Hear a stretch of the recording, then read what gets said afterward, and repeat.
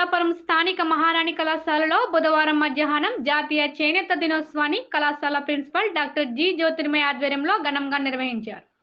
ఈ సందర్భంగా కళాశాల ప్రిన్సిపల్ ఇతర సిబ్బంది విద్యార్థులకు చేనేత కార్మికుల పుట్టుపూర్వత్రాలు, చేనేత వస్త్ర పరిశ్రమ విశిష్టత, చేనేత దినోత్సవ ఆవశ్యకతను గురించి విద్యార్థులకు వివరించారు. అనంతరం విద్యార్థులకు చిత్రలేఖనం, వ్యాస రచన పోటీలు నిర్వహించి విద్యార్థులకు బహుమతులు అందజేశారు. అదేవిధంగా చేనేత వర్గానికి చెందినటువంటి కె సత్యనారాయణను సత్కరించారు. ఈ కార్యక్రమాన్ని విజయవంతంగా నిర్వహించినందుకు గాను సిబ్బందిని, ఇతర ఉపాధ్యాయులను కళాశాల కరెస్పాండెంట్ జె రమేష్ అభినందించారు.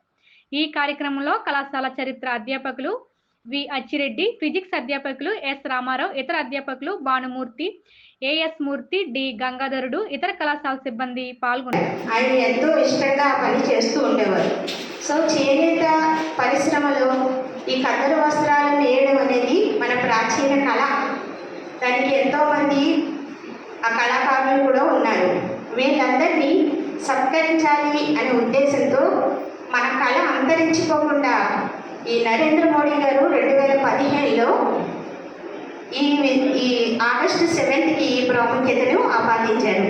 దీనికి ముఖ్య కారణము ఆనంద్ భాస్కర్ అని ఒక శాస్త్రవేత్త మన చరిత్ర మనుగడ అంతరించుకోకుండా దాన్ని పరిశోధన చేసి 2005లో చేనేత వస్త్ర కార్మికుల మీద ఒక డిసర్టేషన్ రాసింది. అయినా సరే ఆ ఆటంకాలన్నింటినీ కూడా మన స్వాతంత్రోద్యమ నాయకులు ధీటుగా ఎదుర్కొని దీనిని మొట్టమొదటిగా వందే మాతరం అనే ఉద్యమం మీకు అందరికీ తెలిసే ఉంటుంది. 1905 సంవత్సరంలో వందే మాతర ఉద్యమం జరిగింది. ఆ వందే మాతర ఉద్యమ సందర్భంలో అప్పుడు 2 పిలుపునిచ్చారు, 2 ఉద్యమాలు చేశారు. దాంట్లో భాగంగానే వందే మాతర ఉద్యమం భాగంగానే 2 ఉద్యమాలు, ఒకటి స్వదేశీ ఉద్యమం, 2 హోమ్ రూల్ ఉద్యమం.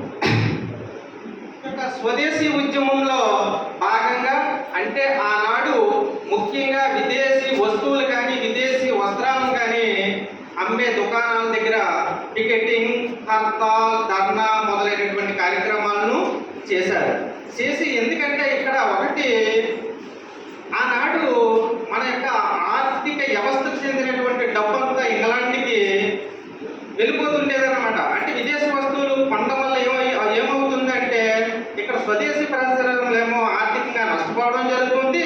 దాంతో ఏమవుతుందంటే మన సంపద అంతా కూడా లండన్కి పోతూ ఉండేదన్నమాట.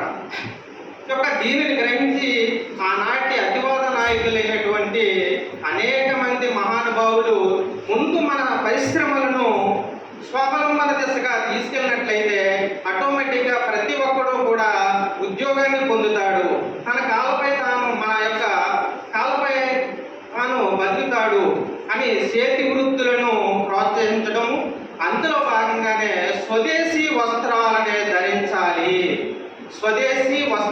ధరించాలి అని ధీటుగా పేర్కొనడం జరిగింది.